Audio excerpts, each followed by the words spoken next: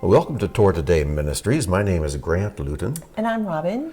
and we are here with another episode of Breadcrumbs, which, and this one is number 4, and it kind of springboards off our last discussion about seas and ships and storms, and we left off, if I remember correctly, with Luke 5, right? And at the beginning of Luke 5, it says, "Now it happened that while the crowd was pressing around him," that's Yeshua, "and listening to the word of God, he was standing by the lake of Gennesaret. And he saw 2 boats lying at the edge of the lake. But the fishermen had gotten out of them and were washing their nets." And this is the important verse. "And he got into one of the boats, which was Simon's, and asked him to put out a little way." Now that little way is what we want to talk about today. "A little way from the land. And he sat down and began teaching the people from the boat."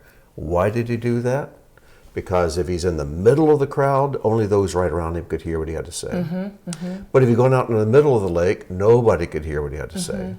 But going a little way out from the crowd, they could hear what he had to say. I think even when he would teach on the hillside, he would position himself on the hill to where he wasn't too far away, but he wasn't lost in the crowd, so to speak. Exactly. He positioned himself in a place that he could be effective. Right. And he could be enlightening. And so we realized the last time we had a conversation on Breadcrumbs that this particular picture was too important just to brush over. Right. We wanted to camp out and drill down a little. So hopefully we can do that today. Well, you know, the scriptures tell us, and I see believing friends and various expressions of Christianity and Judaism try to fulfill this and understand it, because the scriptures tell us that we're in the world, but we're not of the world. And we read about how we're to come out from among them and be separate. And the question is, where is that distance? Because we typically do it wrong. Yeah. We separate ourselves in a way that makes us not admirable, but kind of weird. Yeah. Or we get lost in the crowd thinking that we want to be relevant, and nobody sees anything that speaks of divine holiness. Yeah, so extremes are always easy, aren't they? And they're always where we tend to lean into. Yes. So one extreme, like you said, is just for a believer to dress like the culture, talk like the culture, listen to music like the culture, do everything just like the culture, hoping that by just immersing themselves in whatever the fads are, they can reach the culture. Because we certainly don't want to turn people off. No, right. And so that's the road we tend to go down sometimes, and we lose ourselves. And he certainly is lost. Yeah. And then there's the other extreme, which is isolation. Like the monastery life. Yeah, just let's go live in a cave, in a monastery, a commune, and completely cut ourselves off from the world. And I think in either of those extremes, we lose our voice because we can't reach the culture. We lose his voice. We're not in a proper place. So the question is, the boat is a picture of ani, of me. I'm the boat, and if Yeshua's in my boat, he's telling me, push off a little ways, not too far, but don't stay too close. And if you push off a little ways, then from the boat of your life, I can address the culture around you. And the key, Grant, is the culture and the world that I've planted you in. Because the crowd around your boat is going to be different than the crowd around my boat. Exactly right. And I mean, as a married couple, we share a group, but I want people to realize we can't imitate other people thinking that the way we share the truth and the light of God is going to look the same for everyone. Well, it's funny. I was just thinking of this verse when you mentioned the word light. It almost sounds like we've rehearsed this, and we haven't. We totally haven't. No, we haven't. But in the Sermon on the Mount in Matthew 5, Yeshua says there, verse 14, "You are the light of the world. A city set on a hill cannot be hidden." And then the next verse, "Nor does anyone light a lamp and put it under a basket, but on the lampstand." So think of a lamp. It could be a menorah or whatever. And what do you do with it? You don't put the menorah on the floor. You don't put it outside, but you put it on a lampstand. You want the right height off the ground to where it gives out the maximum amount of light into the house. And we centralize it. Yeah. So what is your lampstand? What is my lampstand? And each listener, what's the lampstand that God's placed you on so you can shine to the people around you? So I guess if we gave this conversation a title, I would call it "Not Too Close and Not Too Far." That's a good title. Not too. That's what we'll use when we put it on the website. Not too close, not too far. Well, let me ask you this. It just popped in my head. What is the typical kinds of bushel baskets or baskets that we tend to drop over a lampstand that muffles and diminishes the light of our life?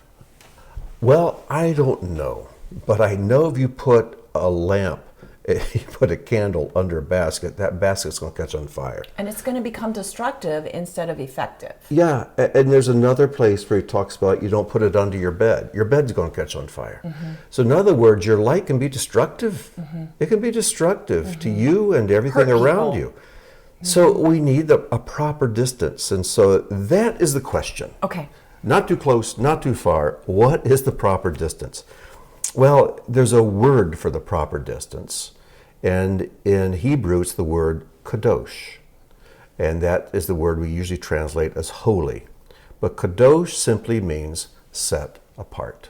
Yeah. It doesn't describe the distance, though, but it does mean set apart. We are to be a kadosh people, a set apart people. Here's the problem, even with that word, we turn it into a weird religious word. Yes, we do. And I think we throw a basket over the concept of holiness. Yeah.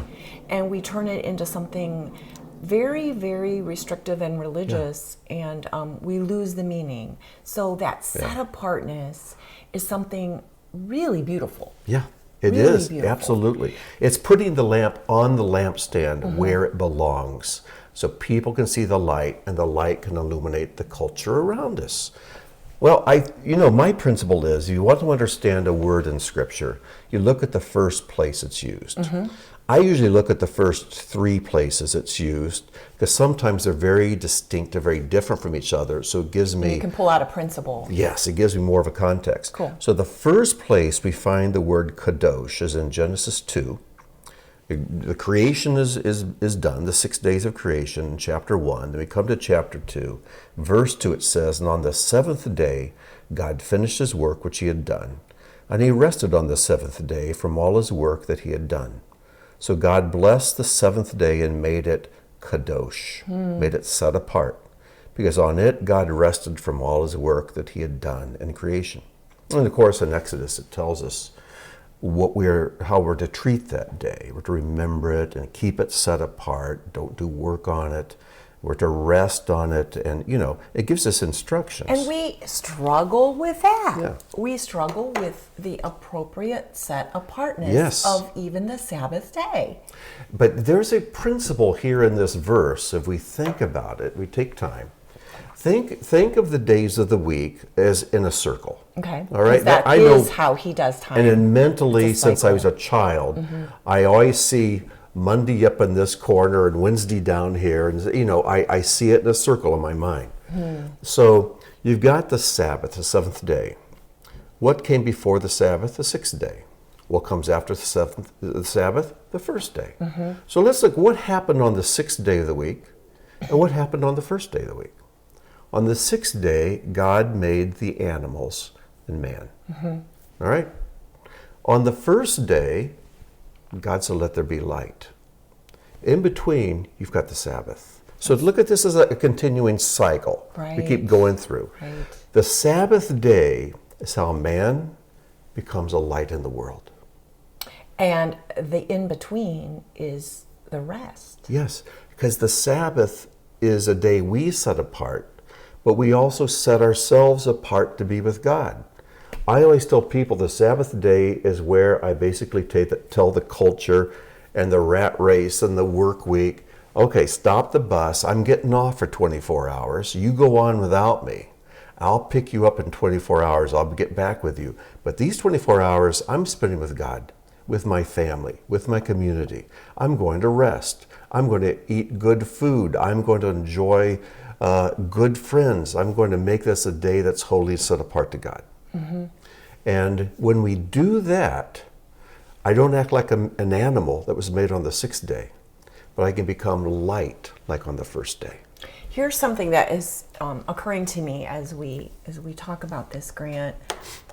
We talk about having the proper distance so that we can be light, but it occurs to me that not everybody listening and watching is going to approve of what they see.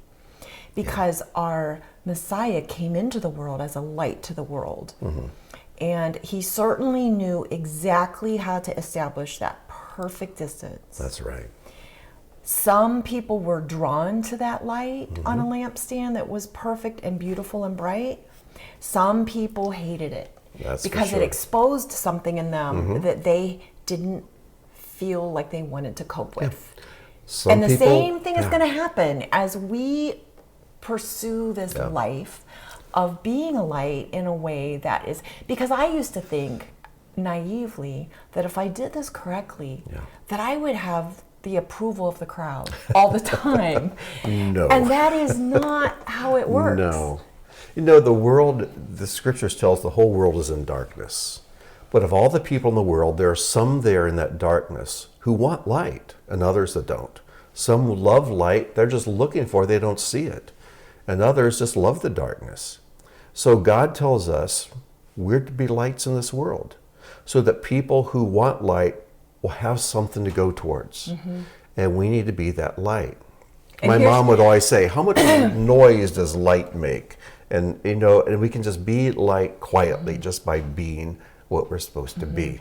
You're about to say something. And I've had to learn, and this is a little side trail, but it's helped me so much. Because the people who approve of any legitimate light that they see in someone's life, those are the people that matter. Mm-hmm. Those are the people whose lives you admire enough to care about what they think. The people who are offended by the light that is divine, it's okay. It's all right. Because they are not living a life that you want them to approve of what you're saying or doing anyway. Yeah. I call it the nosebleed section in my life. I told you the other day, I said, you know, I'm starting to realize that I don't need to worry about the opinion of the people who are sitting in the last row of the nosebleed section of my life. Yes. They don't get a vote. No. Because they don't understand anyway. Yeah. And I think that Messiah let people go. Yeah. He let people go. I'm sure that the crowd on the shore, as he was teaching perfect truth from that boat, there were some that got bored and annoyed and got up and walked away. Yeah, it's like, when is he going to turn more bread into fish and fish When is he going to do something fun? When is he going to feed us again? When is he going to entertain us?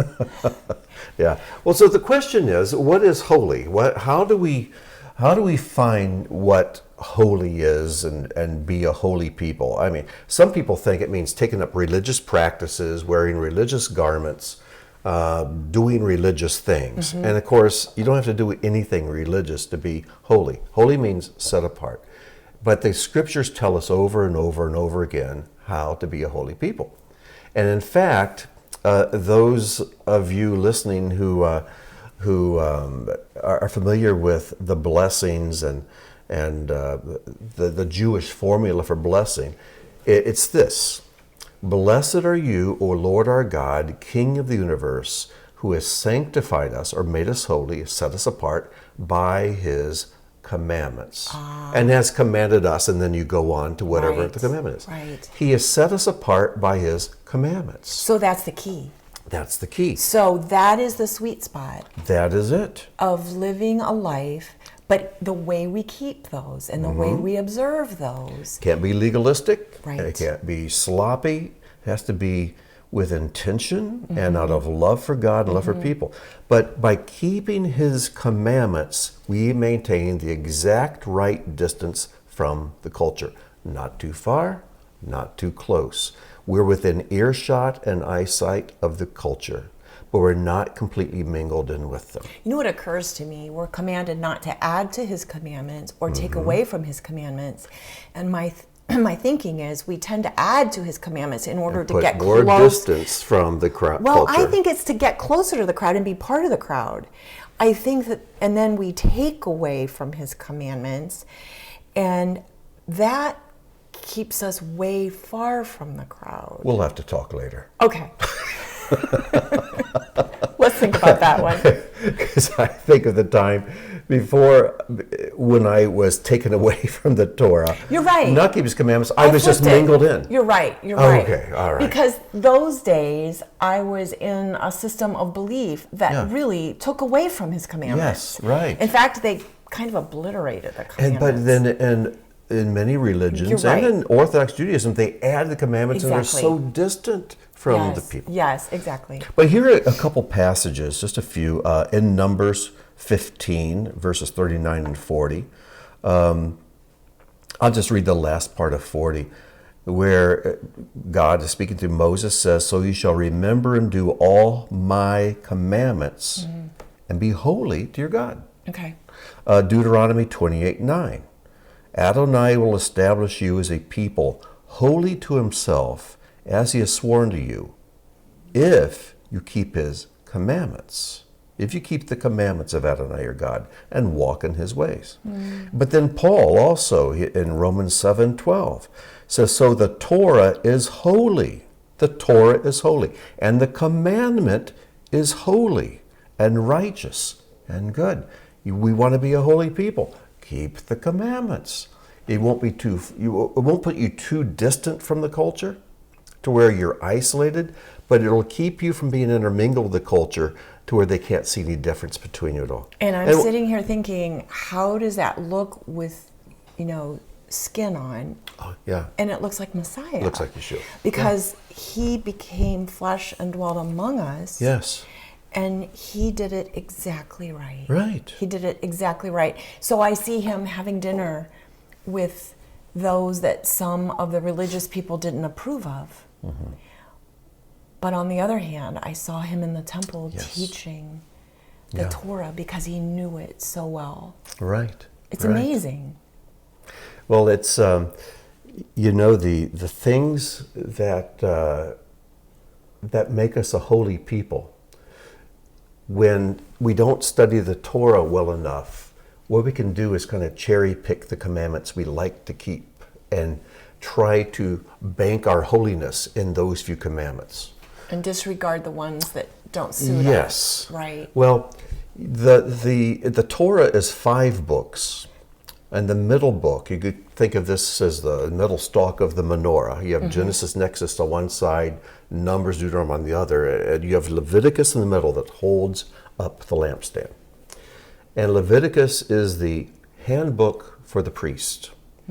We're to be priests, and it's a picture of how we're to conduct our lives. And it's also called the Book of Holiness, because it's in Leviticus that we have instructions on what a holy people is like. And I have this massive 2-volume set. They've now put it together in 1 volume. But this is a commentary on Leviticus by ultra-Orthodox Jewish rabbis. Okay. And right in the middle, they have this little paragraph that I have quoted many times to people. And this is what it says. It says, although, as we have seen, the Jew's mission of holiness encompasses his entire being and all forms of his behavior, the Torah uses the term holiness, or kedusha, specifically with regard to 3 areas.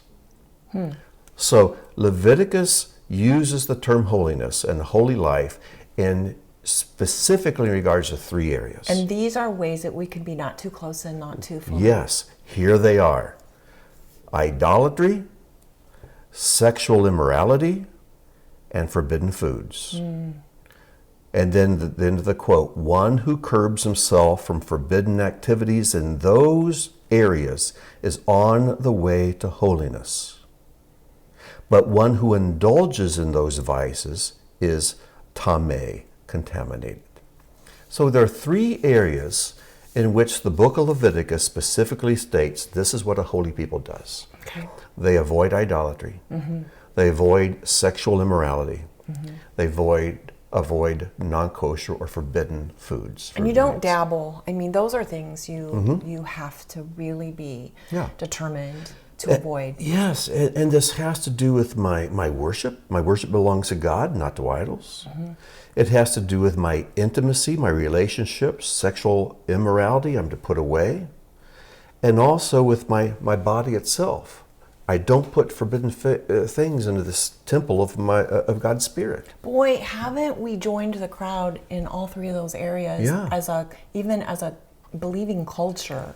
And even, it's so sad to say, even in the modern church, those three areas pretty much are just set aside.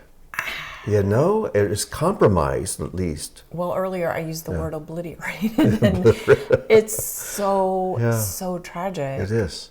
But you know, when you look at those three things, it opens up and explains a dilemma that the first century community was in the middle of. You know, when you read through the book of Acts, you see that the believers were all Jews, but then suddenly there's this flood of Gentiles following this Jewish Messiah. And they want to become part of the community. And so the question was, well, do they need to convert to Judaism and go through all the rites of formal conversion that the rabbis have established? That argument persists today. It does. So they had a council in Jerusalem. Paul was there, Peter was there, James, the brother of Messiah, who was the leader of the Jerusalem community, he was there and presiding, and they have this debate. I would love to have been there to hear this whole debate. But finally they come down to this, and we find this verse, or this passage in Acts 15, verses 19 to 21. And James is speaking after he's heard everything. He says this, "Therefore my judgment is that we should not trouble those of the Gentiles who turn to God, but should write to them to abstain from the things polluted by idols." Okay. In other words, no idolatry. Right. And from sexual immorality. And from what has been strangled and from blood. They're the kosher laws. Amazing. In other words, James said these Gentiles have to start by living a holy life, set apart to Messiah, set apart to God.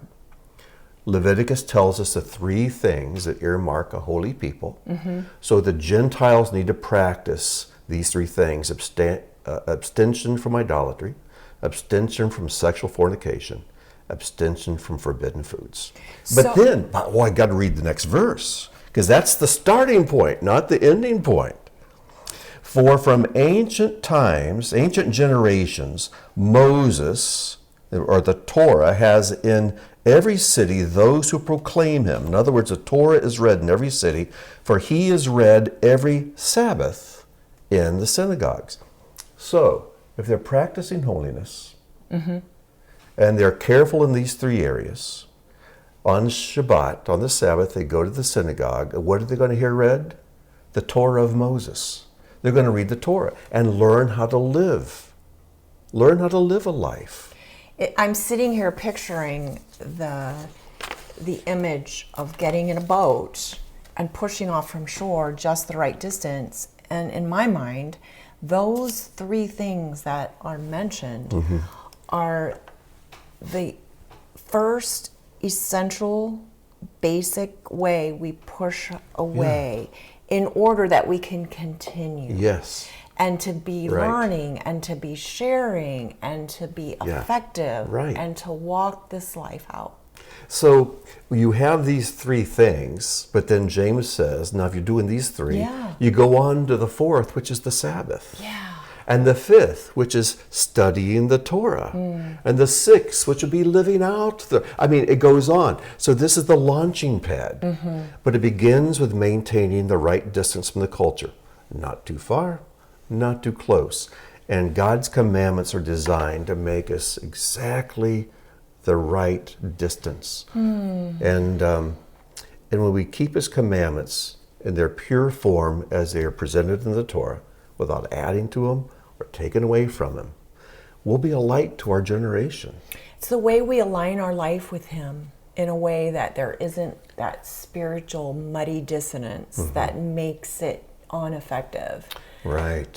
I hope that makes sense. That's what I'm trying to articulate. Yeah. What an interesting Yeah. what an interesting way to understand what he was doing Yes. there. I love it. Well, it's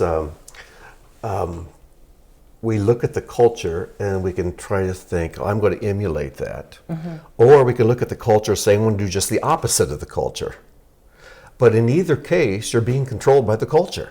That isn't the key to holiness at all. So, don't look at the culture at all. Look at the Torah. Look at God. Look at the eternal realm. As the culture comes and goes, it changes, and fads and the styles change. It's in a constant state of flux. It's like the waves of the sea. But we are on a rock, and we are on the rock of Torah, the rock of Messiah. We look to him for our cues, and we live that way.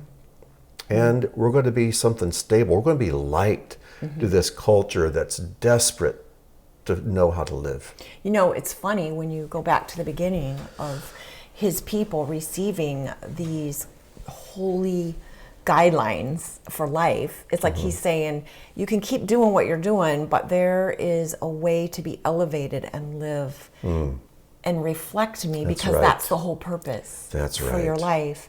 And they approached Sinai, and they couldn't get so close that they were destroyed, but they couldn't be far enough away that they didn't receive what he had to say.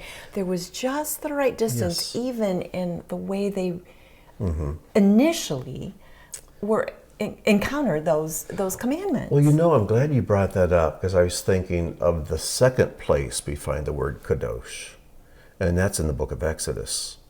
And we've been talking about proper distance from the culture. But we also have to be very respectful of our relationship with God. We can't just be so familiar that we think we can just tromp in and go into the Holy of Holies with our own fire. We can be way too presumptuous and casual in our relationship with God. Wow. He's our Father, and I know he wraps his arms around us, and we can call him Abba. I get it. But what we begin so many of our prayers with, Avinu Malchenu, our Father and our King. And we must keep that always in mind, that he's also our King. He makes the rules. He's the one who disciplines, and he needs to be obeyed. But if we look at Exodus 3, verses 4 and 5, this is the second place kadosh is used. It says, this is Moses and then the burning bush. When Adonai saw that he, Moses, turned aside to see, God called to him out of the bush, Moses, Moses. And he said, Here I am. Then he said, Do not come near. Take your sandals off your feet. For the place on which you are standing is holy ground. It's kadosh. So the light of the bush attracted Moses. He says, I'm going to turn aside and see this great sight. So he's climbing up the hill, and he's getting closer and closer and closer. Then God calls out and says, Close enough. Close enough. Take your shoes off. This is holy ground. And so with God, as intimate as my times with God have been and can be, there has to be a fear of God as well. And that is one of the things I find lacking in so much of the modern expression of faith in today's church. There's this love of God and affection, but there's no fear of God. You know what? It's funny you mention it, because as I was sitting at my desk the last few days, realizing that our civil calendar is going to turn over. Yeah, this is the last day of January, or of December. Of 2023. Tomorrow we'll begin a new year. And of course it's year 5782 on our Jewish calendar. It's the time that people tend to make resolutions. And my real year restart begins in the fall. Yes. But there is a sense of a fresh start here as I turn over my calendar of 2023 to 2024. And here's what I really wanted to purpose. I want to really enter a more holy way to pray. Yes. And just like you were just saying, I think I know he invites our spontaneous prayer, that human part of us just that cries out with sometimes a groaning that you can't even put words to. And he invites that. He wants that. But we also have to balance that out with a way to maintain the fact that we are approaching the holy throne. Yes. And you know what absolutely. helps me do that, Grant, is the Siddur. And I need to always integrate a way to make my prayers more ritualistic every day, because that protects me Yes. from just getting too casual about it and forgetting it. Yes. Or for just thinking that when I feel like it, I'll cry out to him. So that's a way, if it makes sense, that I'm trying to be not too far and not too close. Right. I want to be spontaneous and my humanness, be able to just cry out to him. Yes. But on the other hand, Right. I want to integrate those ancient, beautiful, ritualistic times of approaching his throne without fail. That's right. And I'm going to do better this year. Yeah. To have the discipline.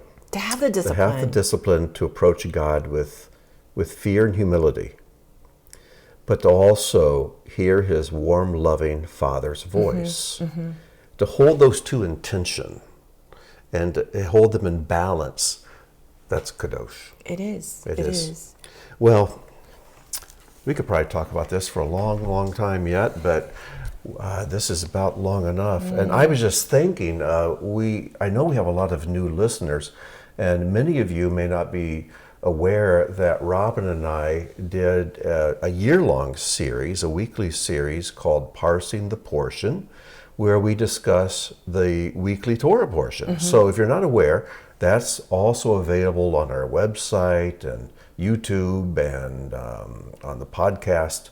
So you can tap into that, and hope you enjoy that. But we have a lot of different series. I guess there are about 12 different series. Some completed, some still in progress. Which word am I looking for? They're still going on. It's definitely a work in progress.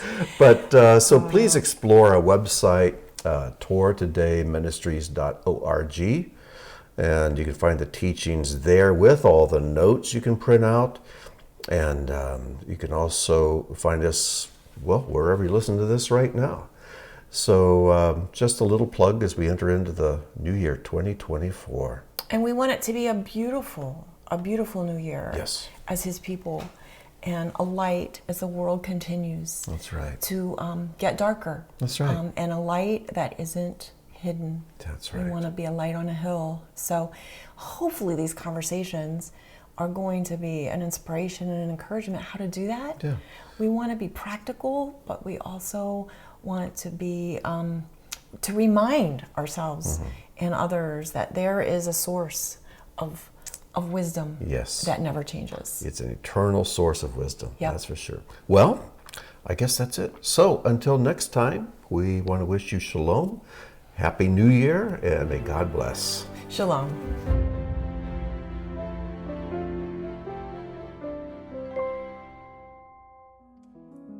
Thank you for joining us for today's teaching. If the work of Torah Today Ministries has touched your life, please consider making a donation or sponsoring an upcoming video. As a video sponsor, you'll have an exclusive opportunity to memorialize a family member, celebrate a special event, or simply support the ongoing creation of similar content. Your tax-deductible contribution helps ensure that our teachings continue to reach all who are longing for truth. Click the link or visit our website to learn more.